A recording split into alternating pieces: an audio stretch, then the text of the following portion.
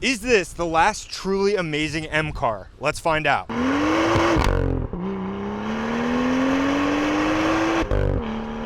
Welcome back to the channel. We're taking my 2018 F87 BMW M2 out and hitting the streets. I just got a new full setup on all four corners. I'm running Apex EC7 wheels, Michelin Pilot Sport 4S tires in the front and the back. In the front, I'm running 19 by 9.5s and then 19 by 10.5s in the rear. I've done a couple of good modifications to it. Nothing too intense yet. In the name of driver feel and feedback from the road, these wheels and tires really deliver, and this entire platform as a whole is a blast to drive. So let's get it started. Hit the road and I'll give you an idea of what it's like to drive an F87 M2 in 6-speed manual.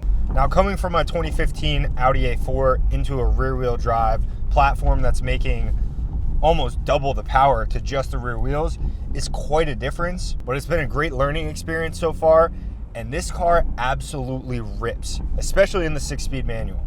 There's a couple problems I have with it, a couple things I love, and I'll cover that as I take you through my favorite backroads loop around Round Valley in White House, New Jersey. Such a fantastic drive.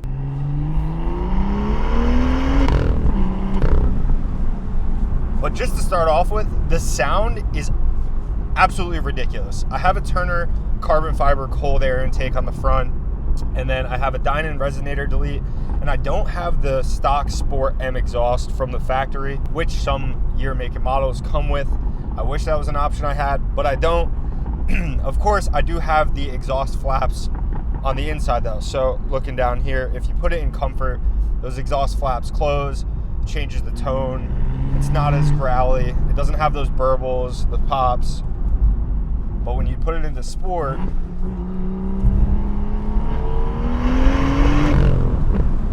she really livens up.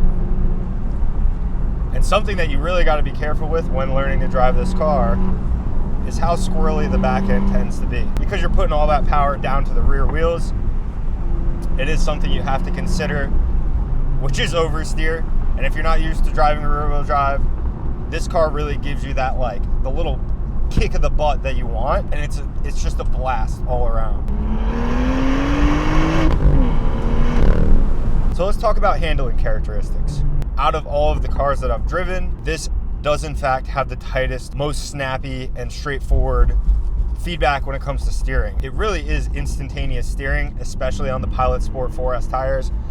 On the stock setup, I had it on Michelin Pilot Sport all-season 4s, and those just felt so loose and just crappy in the corners, and the turn-in feel was awful. These tires really give you that immediate turn-in response while still maintaining a relative level of comfort on the road. And getting to bang gears through a 6-speed manual is just like no other. Feedback is phenomenal.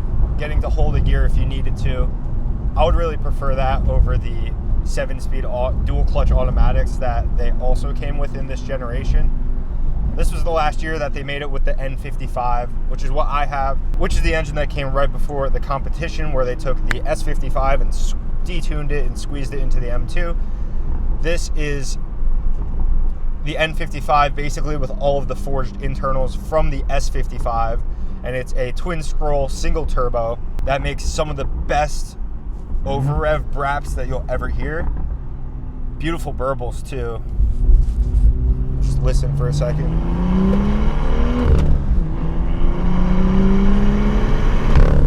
I mean, that's just not something you get in modern cars anymore. It's crazy to me. This is a modern car, but it is also a 2018, which at this point is, goodness, 8 years old.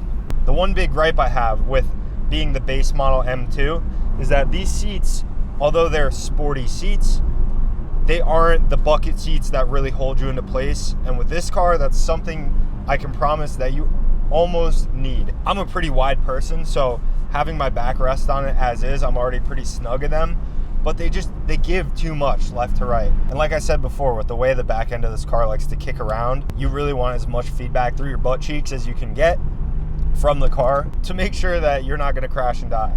As you can tell when I'm downshifting here, it does have the auto rev match all the way up until you turn every single nanny off. Even in Sport Plus mode, it still has it. You have to fully turn off traction control, which is not something that I think is worth doing on public roads.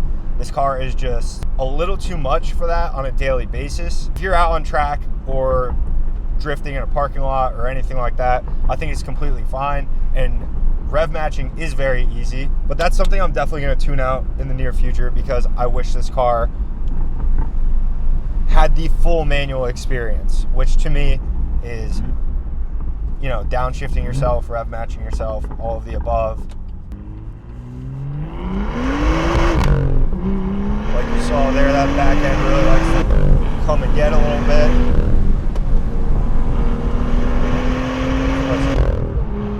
Listen and feel. Tires are warm, and this is one of my favorite loops for this exact reason. This is such a fantastic place to test tires and cars, and it's such a consistently smooth road with big sweeping turns that you really get a good feel of what the car handles like in the mid corner and what the sidewall feedback is with the turn in and turn out. But this car can just get up and go. It's not the fastest thing in the world, but that's not what it's meant to be.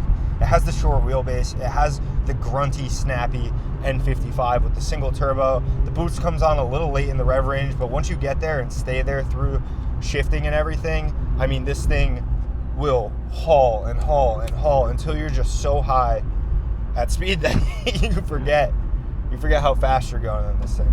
All right, I'm gonna stop talking for a minute or two, let the car do a little bit of the talking, see if you can get an idea of what this sounds like, feels like, looks like from my perspective.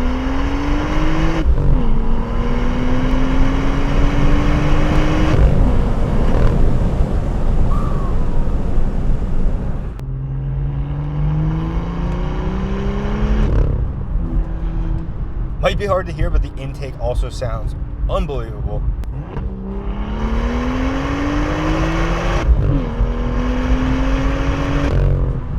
Absolutely insane. Now, I can't come through these corners doing 120 miles an hour. It is a semi-residential area, but there's a couple of turns up here that really let you feel the car, dig into the corners a little bit, get the back end out if you want.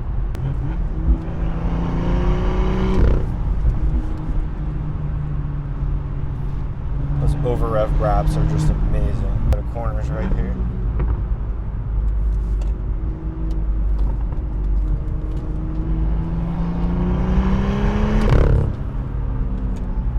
Don't want to take it out of third. See these corners a little bit.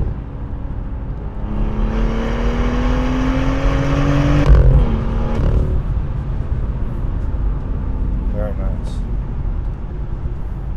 What a pleasure to drive this car. This one comes in real hot.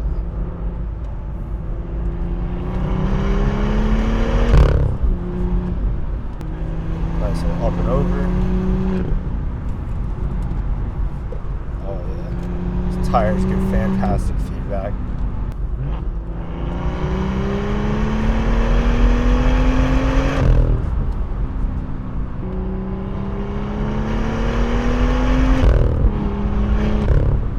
Oh, what a tease it is having this car on public roads, because you trust me, when you're driving it, you always want to be in the triple digits, and that's just not something that's reasonable to do, let alone in New Jersey around all the deer with all the police in a semi-residential area. I'm sure I've said it one too many times in this video already, just how great this car is to drive. I've driven a couple other BMWs. The M240s just feel kind of boat-like compared to this, and a little less playful, more comfortable, and definitely more of a straight line car, not a backroads car.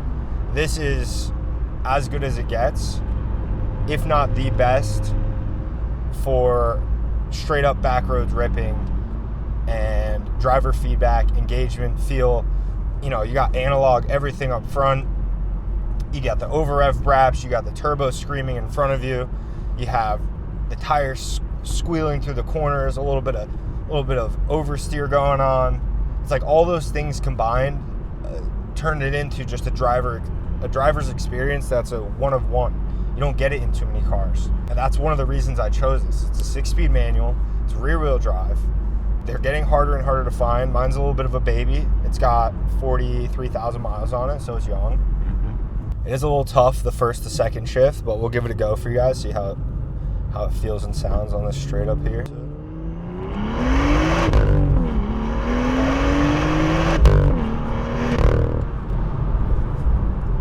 Yeah, I mean up to 65 with like the blink of an eye before I could even look down at the speedometer.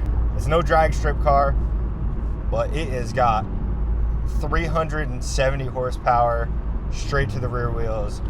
It's gross. It's disgusting. It's so fun. It puts a smile on your face, and when you're really zoned in, like ripping this thing full blown, you know, nannies off, having a blast, driving it like it's meant to be driven. What else can you want from a car? And this gives you that feeling, you know, it gives you the punch, the whomp, the scream. Great little corner section up here.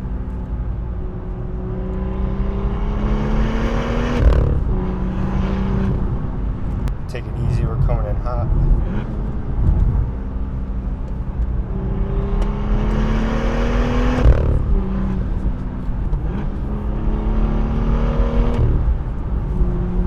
Don't want to rev hang for too long in any of these corners. Just not an ideal way to treat the car.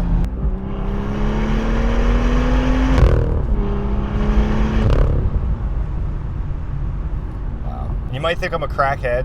If you take a look behind me, I did a seat delete. And it's like, I'm never going to put more than 2 people in this car, so I don't need the rear seats.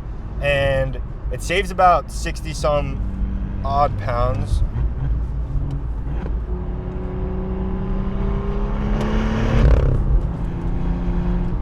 Had to lock in real quick. And the sound that you get, hearing the gears whining a little bit, hearing the exhaust note really resonating through the trunk back into the side of your head, it's something I recommend doing. It's not bad looking. I think it's very manageable. It's not a daily driver. I think this could be a daily driver for some.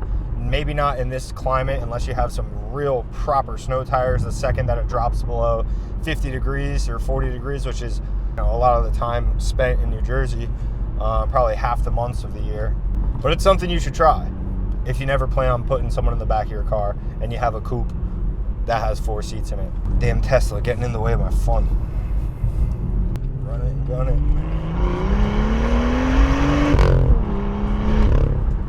Ooh, getting hot in here. All this sporty driving getting me fired up. Full corner right here. Nothing too crazy, just getting a feel for the turn in, understeer, oversteer feedback. It's just tight. It's tight. I mean, I took that corner way faster than you should, and I mean, obviously there was no slip, no over, no understeer, nothing at all besides planted, pure BMW delicious feedback through the car. It's a one of a kind, baby.